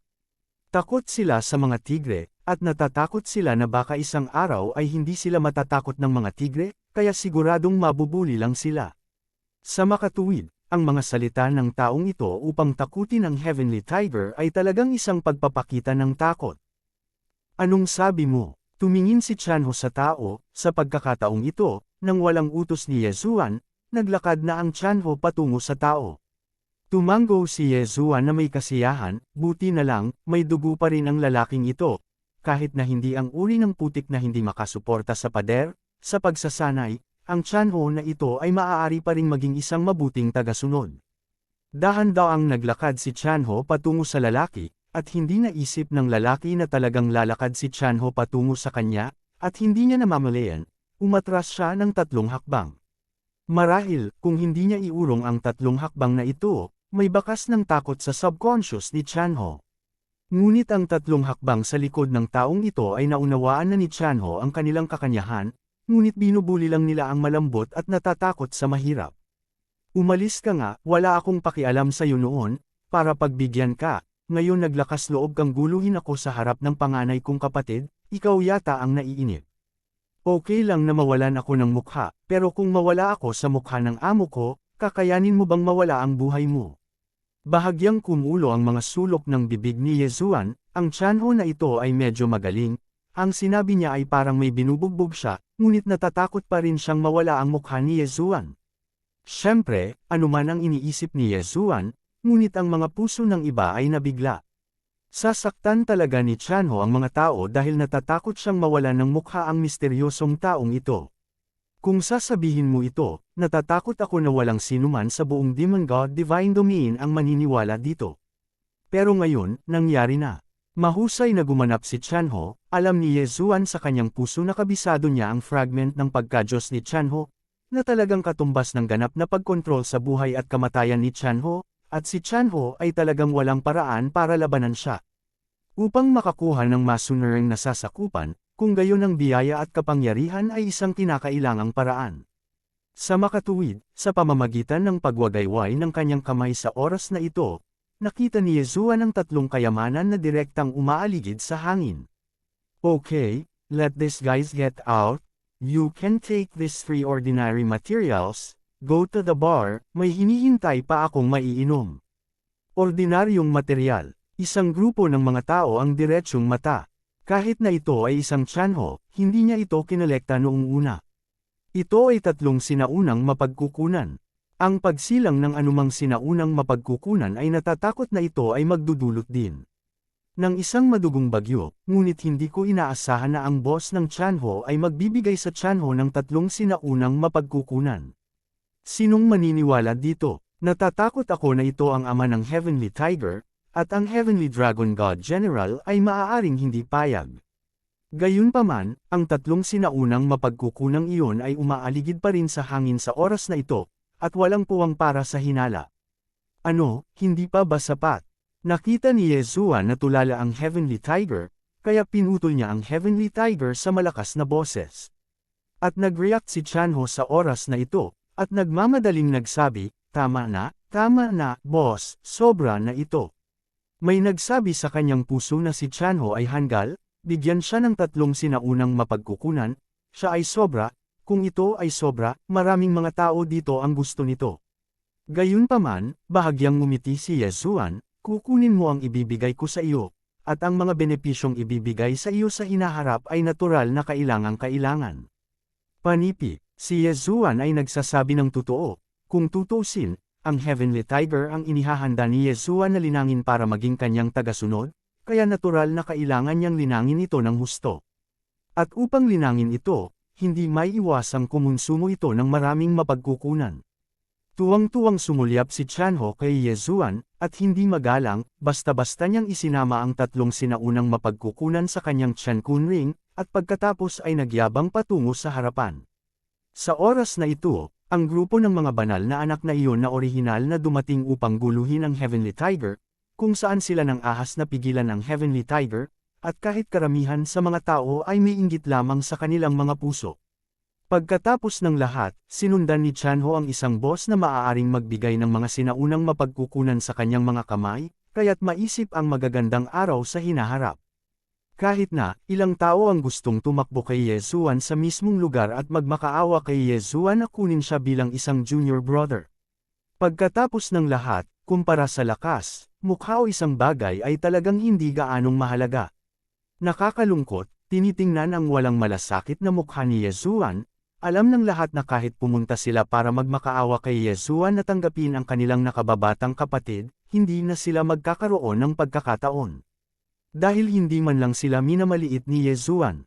Kung alam ni Yezuan kung ano ang iniisip ng mga lalaking ito, tinatansya na siya ay labis na nanlulumo sa kanyang puso. Pagkatapos ng lahat, hindi magugustuhan ni Yezuan ang mga banal na anak na ito, kahit na ang lahat ng mga banal na anak na ito ay ibigay kay Yezuan bilang junior brothers, si Yezuan ay hindi magiging labis. Siyempre, imposible para sa Heavenly Tiger na talagang ipagpalit ang 3 piraso ng sinaunang mapagkukunan para sa alak. Dapat mong malaman na ang mga sinaunang mapagkukunan ay lubhang mahirap makuha, at ang kapangyarihang naglalaman ng banal na kapangyarihan at mga batas ay napakadakila. Maging ito ay pagpino ng mga armas, pag-eehersisyo ng mga table tasks, o paggamit ng mga ito sa ibang mga lugar, ito ay magkakaroon ng malaking epekto. Halimbawa, sa 3 sinaunang mapagkukunan na ibinigay ni Yezuan, isa sa mga ito ay isang refining material. Huwag tingnan ito bilang isang maliit na piraso lamang. Ngunit kung ito ay ginagamit ng matipid, ito ay tiyak na sapat upang bumuo ng 6, 7, o 8 walang katulad na banal na sandata. Kung talagang ganoon katanga ang Heavenly Tiger, natatakot ako na hindi siya kwalipikadong maging isang banal na anak. Matapos makuha ang Yuyu Elixir na in-order niya, lumabas sina Yezuan at Chanho sa attic. Hindi ko masyadong tiningnan ang grupo ng mga banal na anak. At hanggang sa umalis sina Yezuan at Chanho ay, nang ahas ang mga taong iyon na pag-usapan ito at hulaan ang pagkakakilanlan ni Yezuan. Ang ilang mga tao ay nagsasabi na si Yezuan ay isang super powerhouse, at natanggap niya ang komisyon ng Heavenly Dragon Divine General na turuan ang Heavenly Tiger. Ngunit agad itong pinabulaanan, dahil tinawag ni Chanho ang misteryosong lalaki na amo, na halatang kapantay. Kabanata 2468, muling ipadala ang sinaunang banal na kapangyarihan. Kasunod nito, ang ilang mga tao ay nag-isip na si Yezuan ay maaaring isang pangunahing miyembro ng clan na may sobrang lakas, ngunit si Chanho ay anak na ng Tianlong Divine General, kaya sino kaya kung siya ay mas marangal kaysa sa pagkakakilanlan ni Chanho? Sa ilang sandali, nagkaroon ng iba't ibang opinyon, at ang ilang mga tao ay nag-isip pa nga, hindi kaya ito ang illegitimate na anak ng Diyos na Panginoon ng Demon God Domain.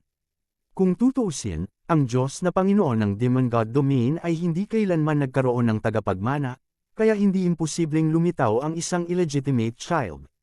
Nakakalungkot na kahit gaano karaming tao ang hulaan, maaari lamang silang manghula sa pinakamahusay, at walang sisigat sa kanila para sa tunay na sagot. Kahit si Chanho ay talagang hindi alam ang tunay na pagkakakilanlan ni Yezuan. Boss, hindi mo man lang sinabi na saglit ka sa syudad na iyon, pero bakit ngayon mo pa gustong umalis? Sa kalagitnaan, tinanong ni Chanho si Yezuan na may pagdududa, sa pagkakataong ito, ang amo na ito ay mula sa kaibuturan ng kanyang puso. Hindi ko gusto ang kapaligiran doon. Malumanay na sagot ni Yezuan. Imposible para kay Yezuan na sabihin kay Chanho, dahil napakalayo na niya sa Yuyuk-hyong jelly, hindi lamang para makaakit ng atensyon, kundi para maakit din ang mga mata, at maiwasang makilala ang kanyang pagkakakilanlan, kaya umalis siya. Sasabihin lang ni Yezuan kay Chanho na gusto niyang makahanap ng lugar na may mas magandang kapaligiran. Isang dahilan na hindi binibilang bilang isang dahilan. Sa kasamaang palad, hindi ito pagdudahan ng Tigers. Mula sa huling pagdinig ni Yezuan sa sagot, agad na nagsimulang mag-isip si Chanho, at pagkaraan ng ilang sandali, sinabi ni Chanho kay Yezuan, "Boss, may alam akong lugar, baka magustuhan mo ito." Panipi, "Oh, sabihin mo sa akin ang tungkol dito." Anyway, wala talagang patutunguhan si Yezuan, kaya mas mabuting pakinggan ang ayos ni Chanho.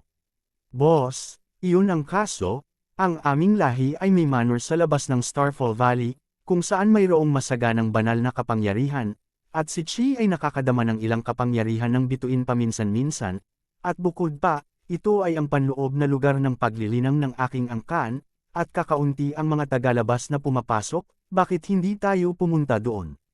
Starfall Valley, Star Power. Bahagyang tumango si Yezuan, kahit na hindi niya alam kung saan ito, ngunit pagkatapos ng lahat, ito ang lihim na lugar ng pagtatanim ng Heavenly Dragon Drunken Shrimp Clan, at natatakot ako na ito ay pambihira din. "Sige, dun na tayo." Tumango si Yezuan bilang pagsang-ayon. Sa katunayan, alam ni Yezuan sa kanyang puso na si Chanho ay nagbabayad din ng pabor. Pagkatapos ng lahat, binigyan ni Yezuan si Chanho ng 3 sinaunang mapagkukunan.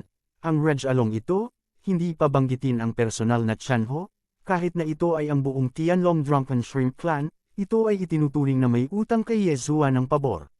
Sa makatuwid, alam ni Tianho sa kanyang puso na kung dadalhin niya si Ye Zuan, walang makakapigil sa kanya.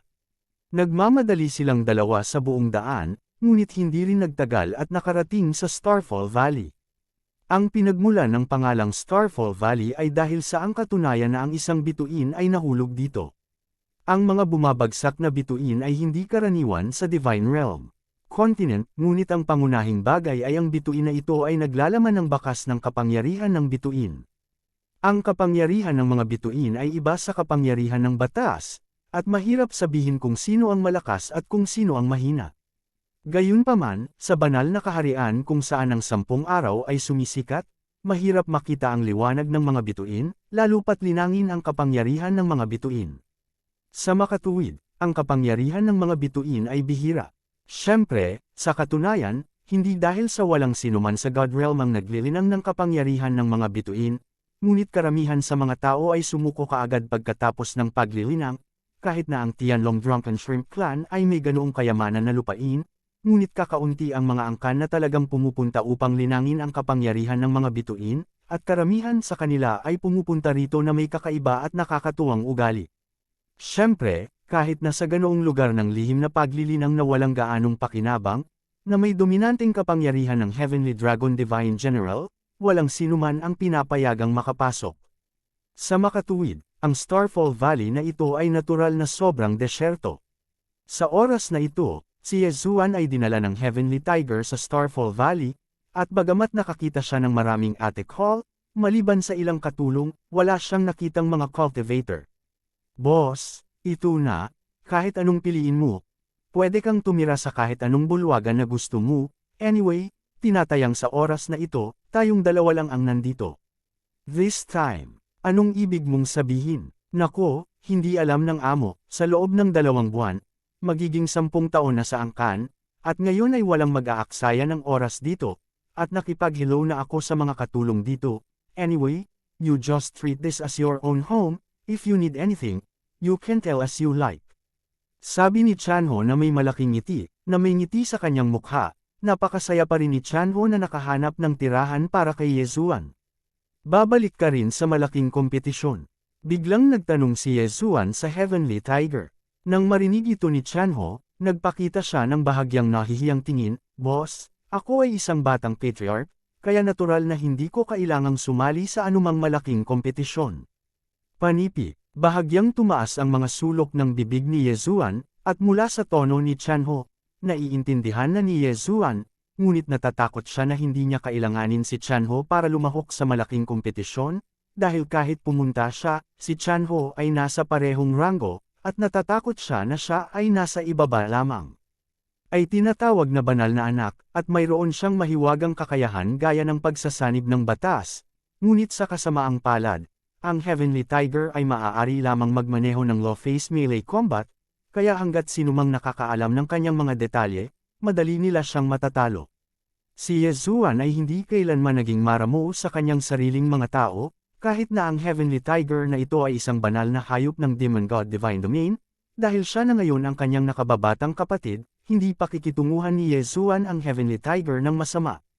System, maghanap ng mga supernatural na kapangyarihan na angkop para sa paglilinang ng Heavenly Tiger, at bigyan siya ng angkop na mga table tasks, mga magic weapon. Utos ni Ye Zuan sa sistema. Bagamat alam ni Ye Zuan na sa pagkakataong ito, natatakot siya na hindi maiiwasang damyugo siya ng gusto, ngunit walang pakialam si Ye Zuan.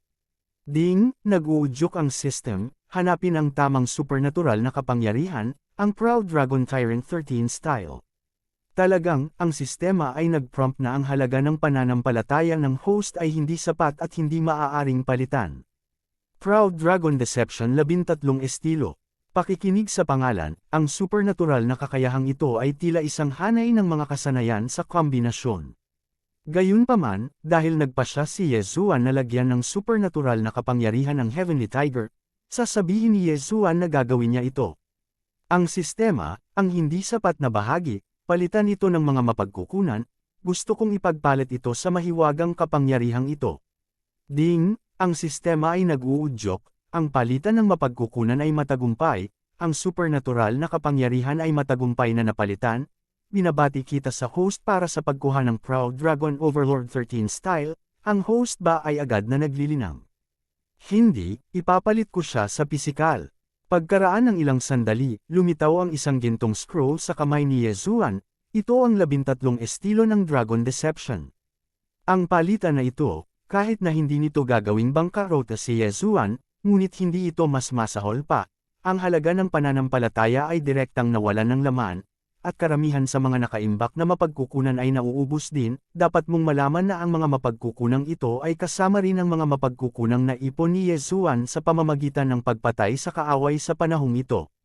May isip kung gaano karaming pera ang namuhunan ni Yezuan sa palitan na ito. Chanho, halika rito, sigaw ni Yezuan sa Heavenly Tiger. Si Chanho ay natural na hindi nag-alinlangan at dirdiretsyong naglakad papunta sa gilid ni Yezuan. Sa katunayan, nang ilabas ni Yezuan ang scroll, tiningnan ito ni Chanho sa kanyang mga mata, ngunit hindi niya ito masyadong inisip. Boss, anong problema? Tanong ni Chanho kay Yezuan.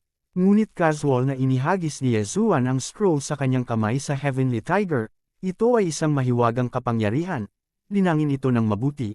Ito ay magiging lubhang kapakipakinabang para sa iyong pagpapabuti ng lakas. Sa pagkakataong ito ay mayroon kang malaking kompetisyon sa angkan, narito ako upang maghintay para sa iyong mabuting balita.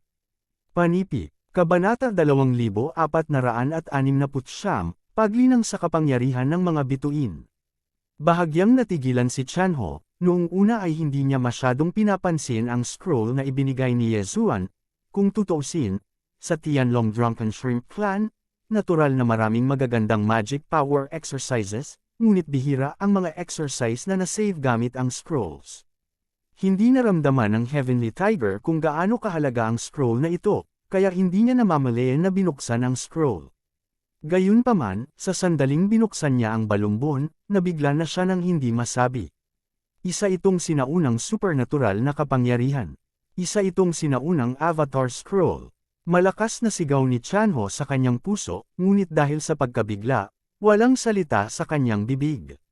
Si Chanho ay ang batang patriarch ng Tianlong Drunken Shrimp Clan, at kasabay nito, siya rin ang banal na anak, kaya natural na mayroon siyang malawak na kaalaman. Ang mga sinaunang supernatural na kapangyarihan ay higit na mas malakas kaysa sa kasalukuyang mga supernatural na kapangyarihan, ngunit mayroon silang isang napaka-espesyal na kalidad. Iyon ay, ang bawat supernatural na kapangyarihan ay may isang tiyak na grupo ng mga tao o katawan na linangin. Sa makatuwid, ang unang bagay na ipakilala sa simula ng sinaunang banal na kapangyarihan ay kung ano ang mga kondisyon na natutugunan upang magawang linangin ang banal na kapangyarihang ito. Kung tungkol sa kasalukuyang mga supernatural na kapangyarihan, hanggat sila ay handa, kung gayon ang sinuman ay maaaring linangin. Maliban, syempre, para sa mga talento ng lahi. At sa sandaling ito, ang ibinigay ni Yezuan ay hindi isang talento ng lahi na supernatural na kapangyarihan, kaya ito ay dapat na isang sinaunang supernatural na kapangyarihan. Boss, this is too precious. I can't ask for it. Nagmamadaling ibinigay ng Heavenly Tiger ang scroll sa kanyang kamay kay Yezuan, kung tutuusin, ancient divine power, iyon ay isang bagay na umiiral lamang sa mga alamat, kahit na matapang ang Heavenly Tiger, hindi siya nang ahas na tanggapin ito ng madali.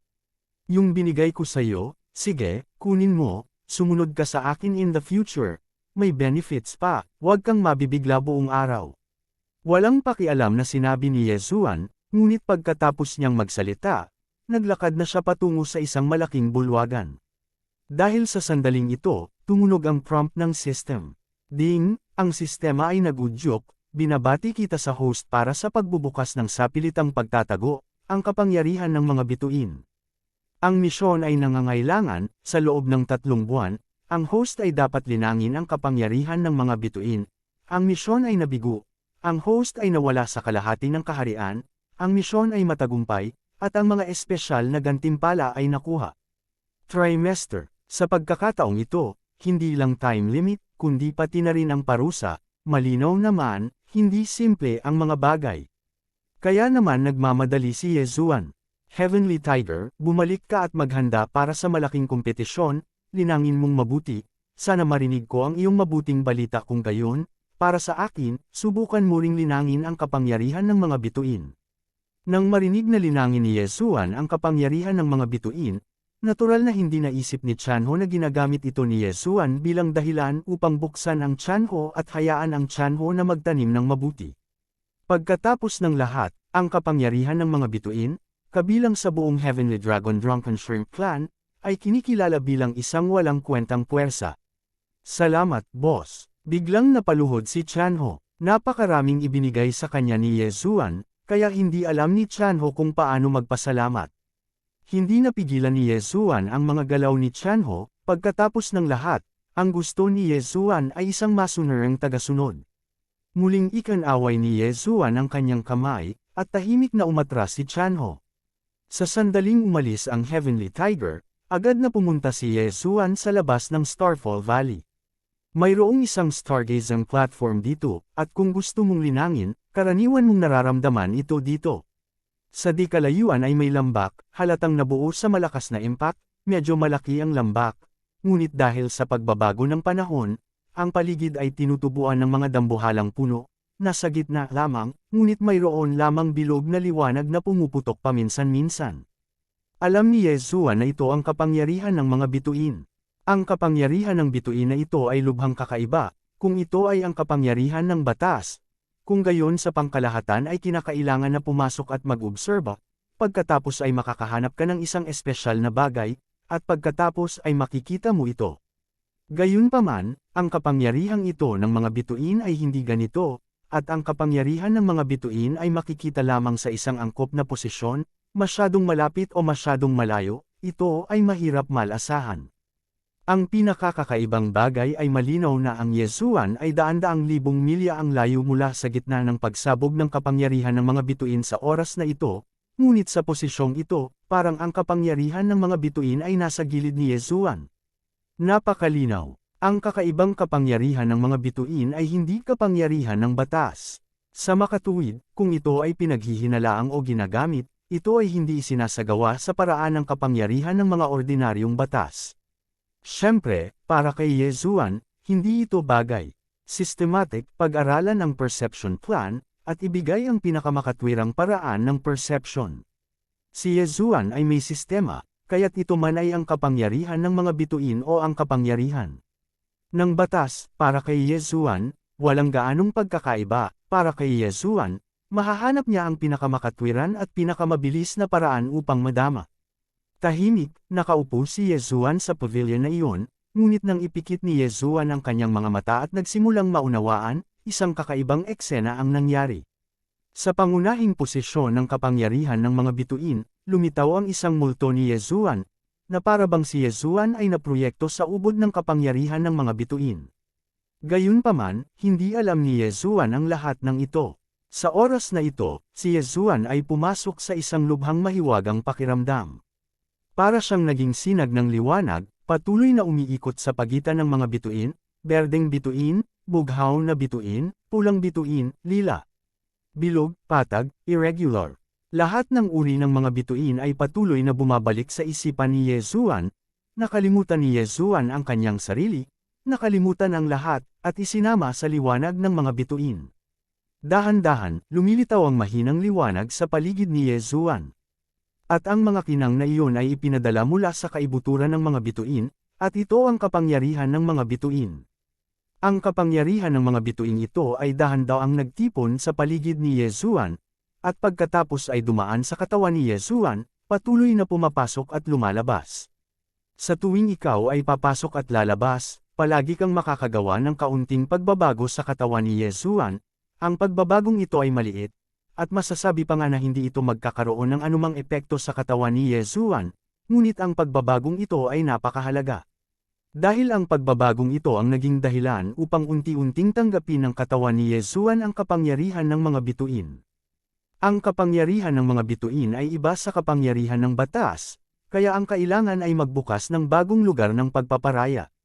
Unti-unti, ang kapangyarihan ng mga bituin na natipon sa paligid ni Yesuan ay naging mas at higit pa, at ito ay naging mas malakas at mas malakas. Siguro naramdaman ni Yesuan ang kapangyarihan ng mga bituin, sa susunod na sandali lang. Kasabay nito, ang Heavenly Tiger ay nakabalik na sa Heavenly Dragon Drunken Shrimp Clan. Gayunpaman, nang bumalik ang Heavenly Tiger, agad siyang kinuha ng ilan sa mga Great Elders ng clan at ng kanyang ama. Dahil, bago bumalik ang Heavenly Tiger, isang mensahe ang unang nakarating sa Heavenly Dragon Drunken Shrimp Clan. Ang sinasabi ng balitang ito ay natural tungkol sa tatlong sinaunang mapagkukunan. Hindi banggitin ang tatlo, kahit na ito ay isang sinaunang mapagkukunan, maaari na itong magdulot ng isang malaking sensasyon. Ngunit hindi niya inasahan na talagang kilala ni Chanho ang isang tao, at nagbigay siya ng tatlong sinaunang mapagkukunan ng basta-basta. Ang balitang ito ay natural na nagdulot ng malaking reaksyon sa mga Tianlong Drunken Shrimp Clan, at sa sandaling bumalik si Chanho, agad siyang kinuha, na normal lang. Chanho, narinig ko na noong lumabas ka sa pagkakataong ito, may nagbigay sa iyo ng tatlong sinaunang mapagkukunan, ngunit mayroon bang ganoon? Ang taong nagsalita ay isang elder ng Tianlong Drunken Shrimp Clan, at siya ang namamahala sa criminal law sa clan, kaya palagi siyang kinatatakutan. Gayunpaman, espesyal ang pagkakakilanlan ni Chanho, at hindi siya masyadong natatakot sa criminal law elder. Kabanata 2470, Heavenly Tigers These. Tama, elder ng criminal law, sa pagkakataong ito, nakuha ng akin ang tatlong sinaunang mapagkukunan, ngunit may kinalaman ba ito sa elder? Diretsyong sinabi ni Chanho nang hindi iniisip. Sa isang iglap, ang mukha ng criminal law elder ay hindi masyadong maganda. However, huwag kang masungit. Sinaway ng Celestial Dragon Divine General ang Heavenly Tiger, ngunit ang kanyang tono ay hindi malakas, dahil sa puso ng Heavenly Dragon Divine General, alam na alam niya kung bakit magtatanong ng ganoong tanong ang elder na ito sa batas ng kriminal. Ang Heavenly Dragon Drunken Shrimp Clan ay ang pinaka-advanced sa kanyang Heavenly Dragon God General's cultivation, gayunpaman, ang natitirang mga elder ay hindi gaanong naiiba sa kanya. At ang banal na anak ng Heavenly Dragon Drunken Shrimp Clan ay ibinigay sa Heavenly Tiger, sa katunayan, palaging may oposisyon sa clan. Kung tutuusin, ang mga benepisyong makukuha mula sa katayuan ng banal na anak ay sadyang hindi makalkula. Bagamat pinagsama ng Heavenly Tiger ang batas sa kanyang sarili, siya ay itinuturing na isang henyo, ngunit sa mga mata ng ilang iba pang matatanda, ang aktwal na lakas ng pakikipaglaban ng Heavenly Tiger ay ganoon din, hindi banggitin, mayroon din silang mga tagapagmana, kaya bakit hindi maaaring maging tagapagmana nila ang posisyong ito ng banal na anak?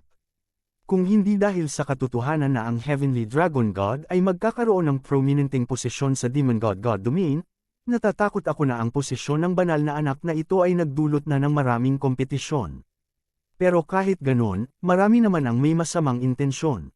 Halimbawa, ang elder sa batas ng kriminal na ito ay sabik na subaybayan ng Heavenly Tiger sa lahat ng oras upang mahanap ang kanyang hawakan at sipin siya sa trono ng banal na anak. At sa pagkakataong ito, dahil nakuha ng Heavenly Tiger ang mga sinaunang mapagkukunan, ang mga taong ito ay natural na magkakaroon ng baluktot na pag-iisip. Napakahalaga ng mga sinaunang yaman, kung ito ay makukuha, pabayaan ang kanilang mga tagapagmana, kahit na sila mismo, ang kanilang lakas ay maaaring lumakas ng kaunti. Sa pagkakataong ito para ipatawag ang Heavenly Tiger, ang pangunahing layunin ng mga taong ito ay kunin ang tatlong sinaunang mapagkukunan sa mga kamay ng Heavenly Tiger. Gayunpaman, sa oras na ito, ang Heavenly Tiger ay napakadaling aibuli. Sa pagbabalik, matagumpay na nalinang ng Heavenly Tiger ang unang anyo ng Proud Dragon Tyrant 13 style. Ang sinabi ni Yezuan ay parang isang banal na kautusan sa puso ni Chanho, bagamat hindi sinabi ni Xuanbing na gusto niyang makuha ni Tianlong ang unang pwesto sa angkan. Ngunit marahil sinabi na ang magandang balita ay naghihintay sa Tigers. Kaya naman, umaasa si Chanho na mapapanalo niya ang unang pwesto. Ito ay isang sinaunang mapagkukunan muli, at ito ay isang sinaunang supernatural na kapangyarihan. Binigyan ni Yezuan si Chanho ng napakaraming mabibigat na kayamanan, at wala pang tiwala si Chanho. Siyempre, kailangan mong magkaroon ng tiwala sa sarili, at sa parehong oras, kailangan mong magtrabaho ng husto.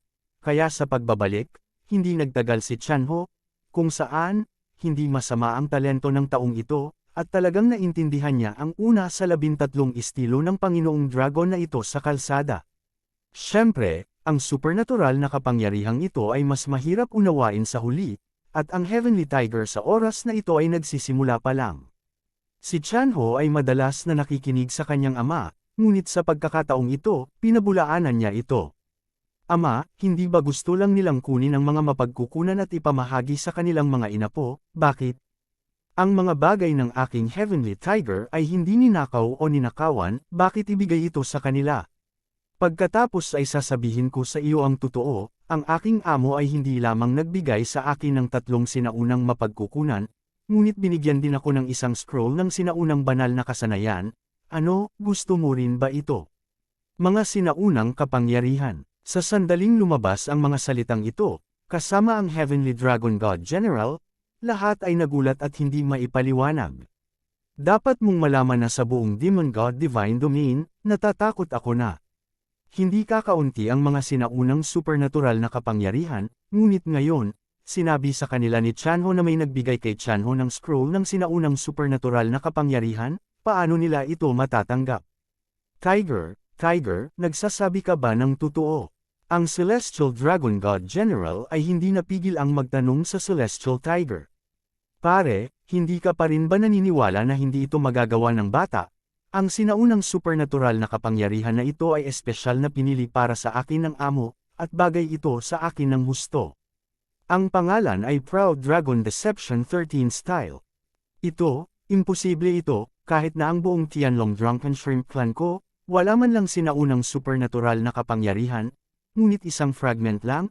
Alam mo bang may nagbigay sa iyo ng isang sinaunang supernatural na kapangyarihan? Sa tingin mo ba maniniwala kami? Kung ang boss na nasa bibig mo ay kayang magbigay ng sinaunang supernatural na kapangyarihan at sinaunang mga mapagkukunan kung gusto niya, bakit hindi siya maglakas loob na puntahan tayo? Puno ng ekspresyon ng Criminal Law Elder, at alam na alam niya sa kanyang puso na kung ang sinabi ng Heavenly Tiger ay totoo, kung gayon ang katayuan ng Heavenly Tiger ay lubos na mapapabuti sa angkan, at walang sinuman ang makakayanan ito. Mahal na mahal ng lalaking ito ang kanyang apo, at masasabing kung mayroon mang magagandang bagay si Chanho noon, tiyak na makakakuha din siya ng isa para sa kanyang apo. Bukod pa rito, mapagkompetensya rin ang kanyang apo, at masasabing mas malakas ng ilang puntos ang kanyang combat power kaysa sa Heavenly Tiger, kaya kakaunti ang mga tao sa clan na nagsasabing hindi. Haha, puntahan ka ng amo ko, Elder Criminal Law, masyado kang seryoso, anong klaseng tao ang amo ko, kahit gusto mo siyang makita, natatakot ako na hindi kanya ipapatawag. Sabi ng amo ko, itong sinaunang supernatural na kapangyarihan, kaya kung magturo sa iba ng mag-isa, ngunit ang bilang ng mga lugar ay limitado, 3 lamang, ngunit ito ang aking ama, huwag mo itong alalahanin, ama, ito ay hindi dapat ipag-alala, ama, ito ay hindi dapat ipag-alala sa iyo, ama, ito ay hindi dapat ipag-alala, supernatural na kapangyarihan sa iba, kung hindi, sisisihin ito ng aking amo, ngunit ito ay magiging miserable. Habang nagsasalita siya, naibigay na ng Heavenly Tiger ang scroll sa Heavenly Dragon Divine General. Ang Heavenly Dragon God General ay natural na hindi magalang, at kinuha ito ng direkta, at pagkatapos ay ginamit ang banal na pag-iisip upang ailatag ang mga paghihigpit, at pagkatapos ay binuksan ito ng mabuti. Tuwang-tuwa ang Criminal Law Elder sa oras na ito na gusto niyang sumugod at tingnan ito kaagad, ngunit sa kasamaang palad, hindi siya nang ahas. Dapat mong malaman na ang Heavenly Dragon God General ay hindi lamang makapangyarihan, kundi pati na rin ang Patriarch. Kung siya ay nasaktan, natatakot ako na siya ay magiging komportable. Pinanood ito ng Celestial Dragon Divine General ng mahigit 1 oras bago ibigay ang scroll pabalik sa Celestial Tiger. Pare, may nararamdaman ka ba? Hoy, sayang naman sinaunang supernatural na kapangyarihan ito, pero sayang hindi kayang linangin ng ama, at masasabi pang ang walang makakapagtanim maliban sa iyo. Hindi ko alam kung sinasadya ng amo mo na binago ito, o kung ganito ang supernatural na kapangyarihang ito. Kung gusto mong simulan ang sinaunang batas na ito ay ang supernatural na kapangyarihan, kung gayon ang sinaunang batas ay kinakailangan upang linangin ang supernatural na kapangyarihan na ito, katawan. Kaya, hindi tayo maaaring magtanim. O paano kaya? Hindi maipaliwanag na nagulat si Chanho. Sa katunayan, hindi sinabi ni Ye Xuanbing na pinahihintulutan siyang magturo, ngunit hindi niya sinabi na hindi siya pinapayagang magturo, kaya gagawa si Chanho ng ganoong desisyon, ngunit ngayon sa opinyon ni Chanho, lumalabas na si Ye Xuan ay nakaayos na, ang sinaunang supernatural na kapangyarihan na ito ay pinasadya para sa kanya, at napakahirap na naisin ng iba pang mga tao. Ngunit walang pakialam si Har, bagamat hindi kayang linangin ng kanyang ama ang kanyang mga Diyos, nararamdaman din niya ang lahat ng kanyang damdamin ayon sa kanyang mga aksyon, hindi ito walang kabuluhan. Ang Celestial Dragon God ay magkakaroon ng ngiti sa kanyang mukha. At sa oras na ito, ang Criminal Law Elder ay parang kuko ng pusa sa kanyang puso.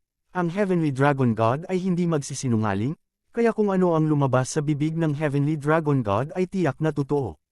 Sa sandaling ito, gusto niyang tingnan kaagad ang scroll, ngunit sa kasamaang palad, hindi siya nang ahas.